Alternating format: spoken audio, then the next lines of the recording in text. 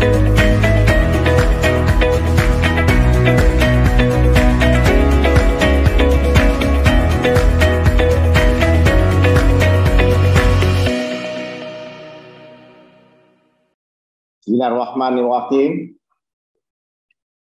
Yang saya hormati seluruh anggota Koordinasi Nasional SDGs, baik dari unsur kementerian, lembaga, organisasi kemasyarakatan, para pelaku usaha, filantropi, dan tentu para akademisi. Yang saya hormati kepala daerah baik di tingkat provinsi dan kabupaten kota, seluruh hadirin yang berbahagia. Assalamualaikum warahmatullahi wabarakatuh. Salam sejahtera untuk kita semua.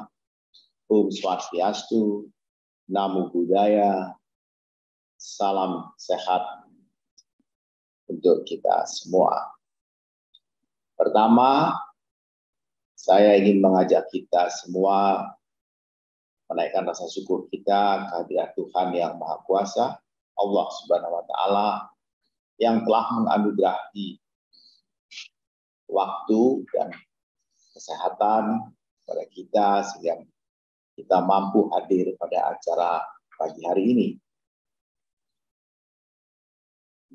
Dan seperti kita ketahui bahwa pada hari ini dalam rangka pelaksanaan Sustainable Development Goals atau tujuan pembangunan berkelanjutan di Indonesia yang telah kita mulai sejak tahun 2016,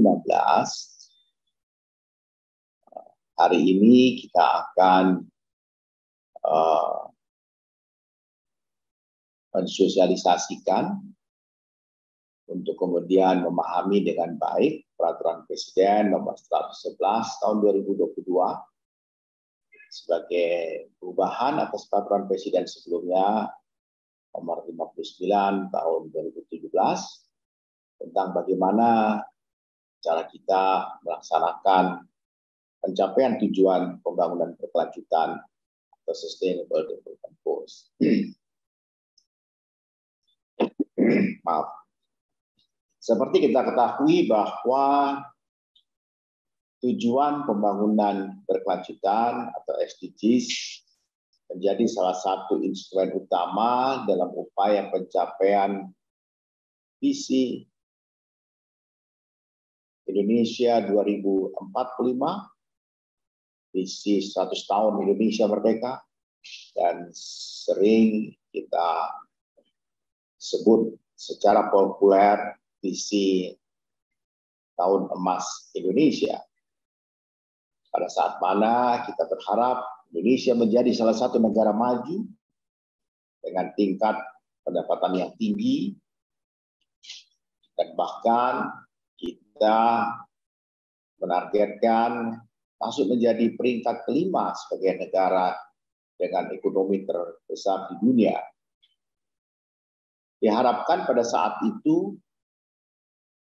PDB per kapita sebesar 23.000 dengan rata-rata pertumbuhan ekonomi di atas 6% per tahun.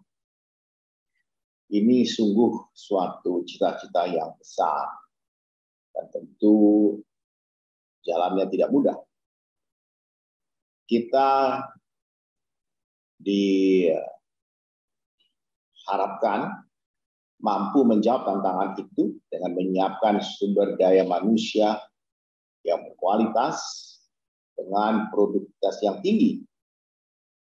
Antara lain, karena memiliki inovasi serta menguasai teknologi sehingga kita mampu meningkatkan efisiensi dalam mempercepat pencapaian target-target pembangunan ekonomi, dan sekaligus pada saat yang sama kita respect kepada ekonomi hijau dan ekonomi biru, atau sering juga kita sebut ekonomi sirkular, ekonomi yang memperhatikan perubahan iklim, ekonomi yang environmental friendly. Kesemua itu adalah bagian dari strategi transformasi ekonomi Indonesia. Kita semua negara bangsa di dunia telah memasuki dekade aksi pada tahun yang kedua tahun ini. Dan tentu kita semua menyambutnya dengan semangat setelah menghadapi pandemi COVID-19 yang tentu banyak pekerjaan rumah yang harus kita selesaikan, dan bagaimana pada saat yang sama kita tetap waspada terhadap pandemi COVID-19. Dengan sisa waktu yang kurang dari 8 tahun, mencapai tahun 2030, semua pihak tentu harus bekerjasama, berkolaborasi untuk mencapai target-target Sustainable Development Goals. Kita perlu melihat hasil capaian yang telah kita raih hingga saat ini. Sebagai koordinator pelaksana SDGs Indonesia, Bappenas telah melakukan evaluasi untuk menilai sampai di mana pencapaian target-target kita yang telah ditetapkan pada Rencana Aksi Nasional SDGs 2021-2024. Berdasarkan data capaian tersebut dan indikator-indikator SDGs per 31 Desember 2021, hasilnya lebih dari separuh atau 63% dari total 216 indikator SDGs yang tersedia datanya, sekali lagi yang tersedia datanya telah mencapai target yang ditetapkan. Ada 35 indikator atau 16% diharapkan tercapai targetnya atau membaik. Namun masih 21% indikator atau sejumlah 46 indikator yang memerlukan perhatian khusus agar didorong percepatannya kembali on track. Seluruh pilar pembangunan SDGs menunjukkan kemajuan baik dalam pencapaian target tahun 2021. Kemajuan ini cukup progresif, terutama pada pilar pembangunan lingkungan dan ekonomi. Namun, masih terdapat 73 indikator yang datanya belum tersedia. Nah, itu tadi saya garis bawahi berdasarkan indikator yang tersedia. Dan 73 indikator yang datanya belum tersedia ini membuat kita belum dapat menilai sampai di mana kemajuan pencapaiannya. Data capaian indikator SDGs sebagian besar baru tersedia pada level nasional. Dari keseluruhan 289 indikator itu, baru 108 yang datanya tersedia pada level provinsi.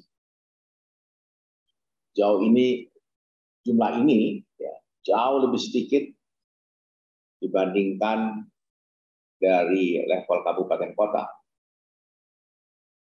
Padahal ketersediaan data yang terdiagregasi menurut wilayah dan karakteristik sosial ekonomi sangat penting untuk menjalankan prinsip no one left behind dalam pelaksanaan SDGs.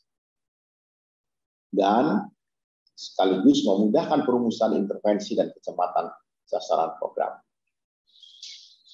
Ini tantangan yang cukup besar yang memerlukan kerjasama seluruh pihak agar seluruh data indikator tersebut dapat tersedia.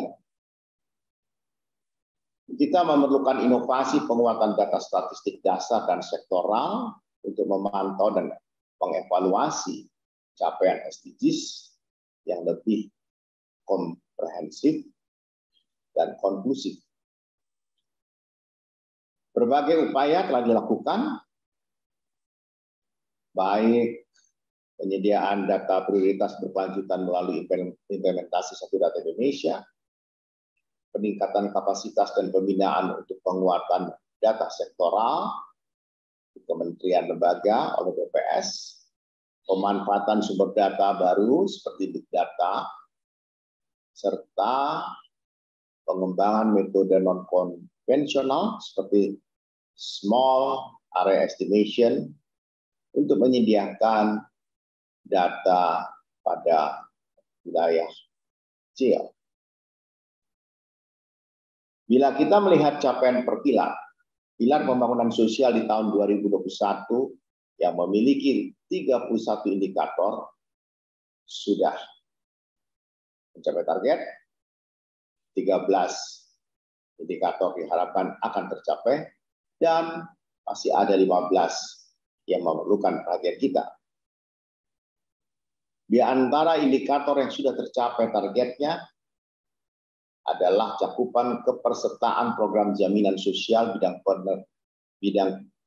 ketenagakerjaan pada pekerja informal yang menunjukkan peningkatan signifikan dari 3,21% pada tahun 2020 menjadi 8,14% pada tahun lalu. Target puskesmas dan ketersediaan paket obat esensial telah mencapai 92,33%. Indikator-indikator yang membaik dan yang diharapkan akan tercapai targetnya itu adalah prevalensi stunting dan wasting pada balita, kemudian apalagi bila didukung dengan stabilitas harga-harga pangan, kemudian penyediaan infrastruktur layanan dasar di bidang kesehatan secara merata, juga untuk penyediaan infrastruktur air minum dan sanitasi, perumahan, dan pemukiman bagi masyarakat miskin dan rentan dari kelompok 40% ekonomi terbawah, yang dalam 3 tahun terakhir ini mengalami peningkatan. Pilar pembangunan sosial masih menyisakan beberapa pekerjaan rumah untuk mencapai target, yakni sektor pendidikan, terutama kualitas guru, di mana ditunjukkan proporsi guru tersertifikasi cenderung menurun. Selain itu masih ada guru-guru dengan kualifikasi di bawah S1 atau D4, khususnya yang mengajar di jenjang pendidikan taman anak-anak dan SLB atau sekolah luar biasa.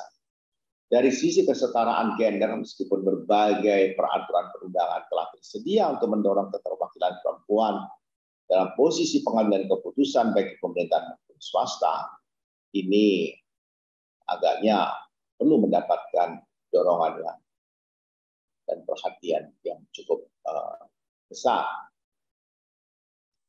Secara nasional, data Sakernas menunjukkan persentase perempuan yang menduduki posisi manajerial mengalami penurunan dari 33% tahun 2020 menjadi 32,5% pada tahun 2021. Hadirin yang saya hormati, dari sisi pilar pembangunan ekonomi, pertumbuhan ekonomi mengalami perbaikan,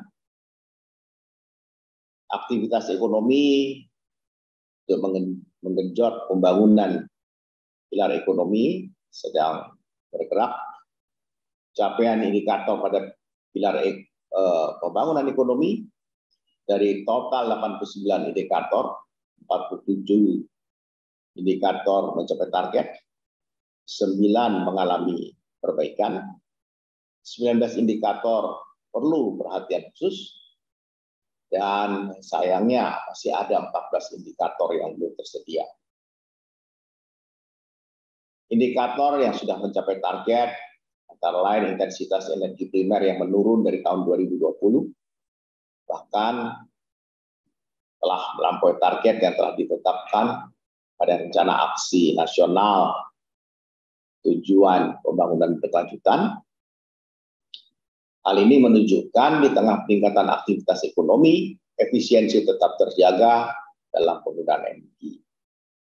Begitu pula dengan total pendapatan pemerintah sebagai proporsi terhadap PDB naik cukup signifikan. Beberapa indikator yang membaik pada tahun 2020 antara lain laju pertumbuhan PDB industri manufaktur, kemudian meskipun kenaikannya relatif belum tinggi secara signifikan, tetapi ada recovery akibat dari pandemi. Indikator yang membaik adalah juga proporsi kredit UMKM terhadap total kredit. Kita tahu UMKM adalah salah satu backbone aktivitas ekonomi di Indonesia. Pertumbuhan ekonomi yang membaik, angka kemiskinan dan ketimpangan yang menurun, ini masih diwarnai dengan persentase penduduk miskin di daerah tertinggal yang masih tinggi. Dan ini membutuhkan perhatian dan upaya yang serius. Pemerataan pertumbuhan di seluruh Indonesia masih menjadi homework kita. Pandemi telah mengubah gaya hidup kita menjadi lebih digital, berbasis elektronik, seperti pertemuan kita pada hari ini, di mana juga ditunjukkan naiknya proporsi penduduk yang terlayani secara mobile broadband, dan kita juga masih membutuhkan upaya lebih untuk mencapai target yang telah ditetapkan. Indikator ini penting untuk mengurangi digital divide dan ketimpangan. Hadirin yang kami hormati, capaian pilar pembangunan lingkungan di tahun 2021 menunjukkan 42 indikator mencapai target, 6 membaik, dan 6 lagi masih perlu perhatian. Di antara yang mencapai target adalah luas kawasan konservasi perairan yang meningkat dari 24,1 juta hektar menjadi 28,4 juta hektar pada tahun 2021.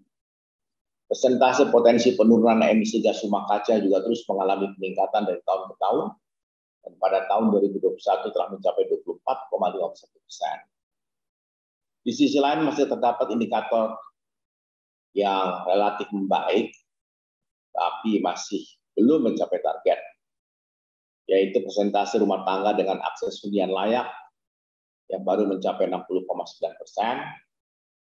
dan kawasan yang bernilai konservasi tinggi baru seluas 24,2 juta hektar. Sedangkan indeks kualitas air dan persentase pemerintah daerah yang menerapkan strategi penanggulangan bencana termasuk indikator yang memerlukan perhatian khusus. Pada pilar pembangunan hukum dan tata kelola terdapat 15 indikator yang sudah mencapai target, 7 indikator sedang membaik, dan 6 indikator masih memerlukan perhatian. Di antara indikator yang tercapai targetnya adalah indeks perilaku anti korupsi yang meningkat dari 3,84 di tahun 2020 menjadi 3,88 pada tahun 2021. Ini menunjukkan masyarakat yang sadar untuk berperilaku anti korupsi. Dari sisi tata kelola lainnya, indeks reformasi birokrasi tahun 2021 menunjukkan capaian yang cukup baik. Indikator yang telah membaik namun perlu terus ditingkatkan diantaranya adalah indeks aspek kapasitas demokrasi dan indeks aspek kebebasan yang merupakan bagian dari indeks demokrasi Indonesia, serta persentase pemerintah yang mencapai skor sakit lebih dari B. Kita juga masih memerlukan perhatian khusus pada keadilan terhadap tahanan yang melebihi masa penahanan, dan masih adanya kebijakan yang diskriminatif yang cenderung meningkat dibanding tahun sebelumnya. Hadirin yang berbahagia, agar capaian SDG sesuai dengan target yang kita tetapkan bersama, diperlukan kerangka regulasi yang kuat, tata kelola kelembagaan yang tangguh, dan kolaborasi seluruh pemangku kepentingan dengan pendekatan yang tidak business as usual. Salah satu upaya guna mengakselerasi pencapaian target Sustainable Development Goals tersebut adalah dengan mengubah peraturan Presiden nomor 59 tahun 2017 menjadi peraturan Presiden nomor 111 tahun 2022 tentang pelaksanaan pencapaian tujuan berkelanjutan. Pada perubahan Perpres kali ini mengamanatkan strategi akselerasi untuk mensukseskan pencapaian SDGs yang antara lain, pertama, pemutakhiran sasaran nasional yang disusun dengan mengacu pada tujuan dan sasaran global tahun 2030 dan sasaran nasional pada rencana pembangunan jangka menengah nasional 2020-2024.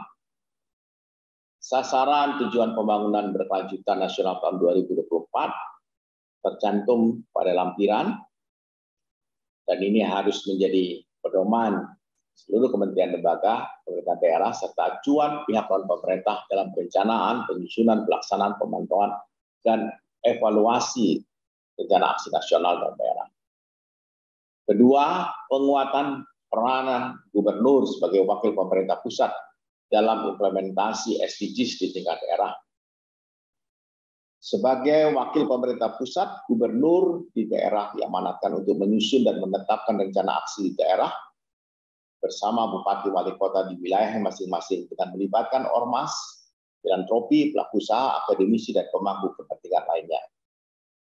Gubernur diharapkan melakukan fasilitasi, supervisi, sinkronisasi, penyusunan rencana aksi daerah tujuan pembangunan berkelanjutan yang berkoordinasi dengan Bappenas dan Menteri Dalam Negeri. Selain itu, Gubernur juga wajib menyampaikan laporan pencapaian atas pelaksanaan rencana aksi daerah kepada Menteri Dalam Negeri dan Bappenas pada setiap tahun. Ketiga, amanat untuk pemutakhiran peta jalan nasional tujuan pembangunan berkelanjutan tahun 2017-2030.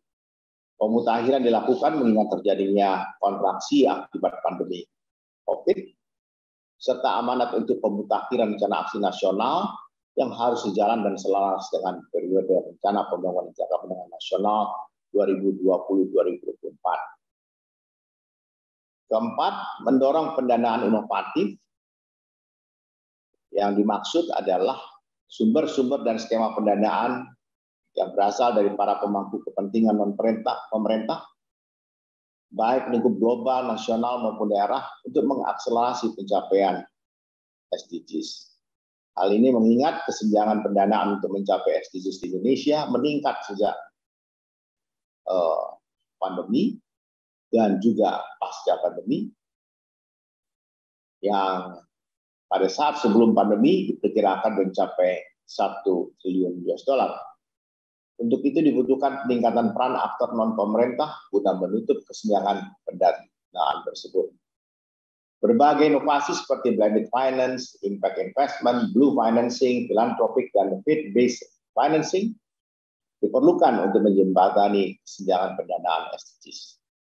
Kelima, menekankan peran para pihak baik pemerintah maupun non-pemerintah melalui tim pelaksana nasional tujuan pembangunan berkelanjutan yang terdiri dari unsur kementerian lembaga, filantropi, pelaku usaha, akademisi, dan organisasi kemasyarakatan.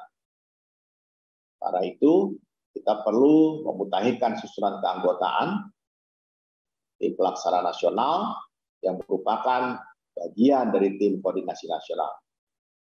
Mengingat salah satu tugas tim pelaksana nasional adalah melaksanakan arahan Dewan Pengarah yang dipimpin langsung oleh Bapak Presiden. Dengan diundangkannya Perpres SDGs yang baru itu, maka tentu Diperlukan peraturan pelaksanaan turunan untuk sebagai pedoman akselerasi pencapaian SDGs. Peraturan pelaksanaan tersebut mudah-mudahan dapat segera terbentuk. Dan dalam waktu 1 tahun ke depan sudah harus segera dirumuskan peraturan di tingkat menteri tentang mekanisme koordinasi penyusunan, pemantauan, evaluasi, dan pelaporan pelaksanaan dan rencana aksi daerah oleh Kementerian Bappenas, kemudian peraturan tentang tugas, tata kerja, dan susunan tim pelaksana nasional, pokok kerja nasional, tim pakar, sekretariat nasional, peraturan tentang pendanaan unit inovatif, dan peraturan terkait tentang pemutakhiran peta jalan rencana aksi tujuan pembangunan berkelanjutan. Landasan hukum tentu menjadi sebuah pegangan dan dasar kita bekerja untuk mengakselerasi pencapaian Sustainable Development Goals Indonesia. Akselerasi sangat dibutuhkan, dan karena itu kolaborasi adalah sebuah keniscayaan oleh semua pihak dan unsur masyarakat. Sinergitas lintas agama dan sektor menjadi keharusan dalam berkolaborasi baik secara horizontal maupun vertikal, dan desentralisasi serta otonomi harus menguatkan kita dan menjadi akselerator di tingkat daerah yang mendorong kolaborasi antara pemerintah daerah, pemerintah pusat, serta antar pemangku kepentingan. Tantangan dalam perencanaan yang holistik dan integratif akan diwujudkan dalam kolaborasi sebagai hasil dari kolaborasi multi pihak.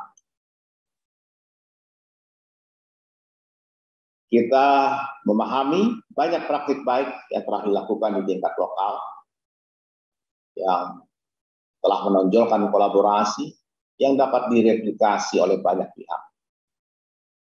Kita harus terus mensosialisasikan praktik-praktik baik ini secara luas. Upaya yang holistik dan integratif tentu tidak lepas dari pendanaan yang memadai. Untuk itu inovasi menggali sumber-sumber pendanaan dengan cara berkolaborasi dan bersinergi terus kita tingkatkan.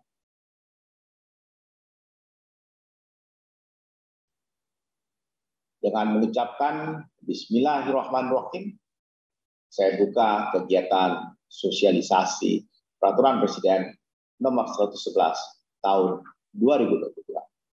Terima kasih. Wassalamualaikum warahmatullahi wabarakatuh.